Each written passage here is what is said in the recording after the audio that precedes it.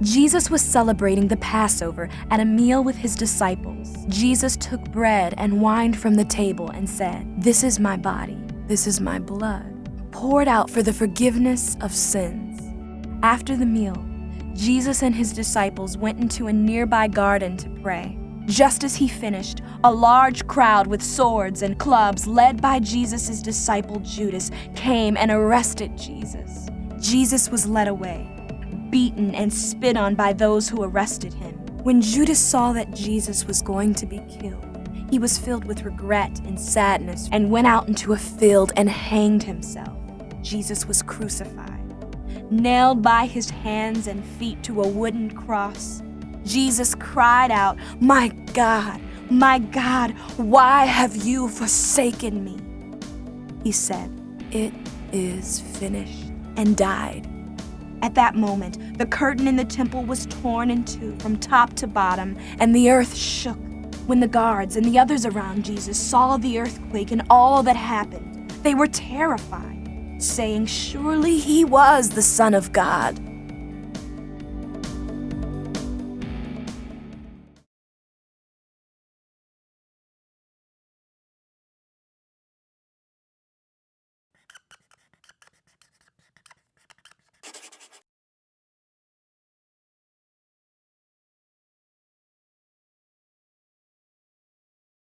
After Jesus died on the cross, the Roman soldiers took him down and gave him over to two men, one of them a Jewish leader who secretly followed Jesus. They prepared his body for burial by wrapping his body in strips of linen. Then they placed Jesus in a tomb.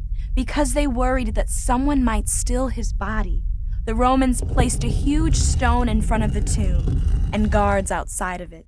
Then, the next day, Jesus' mother and a follower of Jesus named Mary went to visit the tomb of Jesus. Just as they had arrived, a huge earthquake shook the ground, and an angel came down from heaven and rolled back the stone from in front of the tomb and sat on it. The angel said to the women, "Do not be afraid. Jesus is not here. He is risen." So the women ran to tell Jesus' closest followers what they had heard. When they heard the news, Jesus' disciples, John and Peter, ran to the tomb to see for themselves. There, they found only the strips of linen that Jesus' body had been wrapped in. Mary, the follower of Jesus, stood outside the tomb crying. All of a sudden, a man appeared to her. She thought it was the gardener, but when he said her name, Mary, she realized it was Jesus. He was alive. This was the first of many times that Jesus appeared to his friends and followers. At one point, he even invited them to touch the nail scars in his hands so they would believe he was really alive. Not only did they believe that Jesus was alive, but many of them believed that he was the long-awaited Messiah, the one God had promised for years and years. But Jesus let them know that the story was not over yet. "Go and make disciples," Jesus told his followers.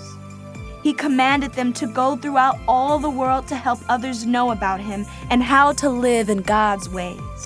This began an adventure that would change the lives of Jesus' followers forever and change the world.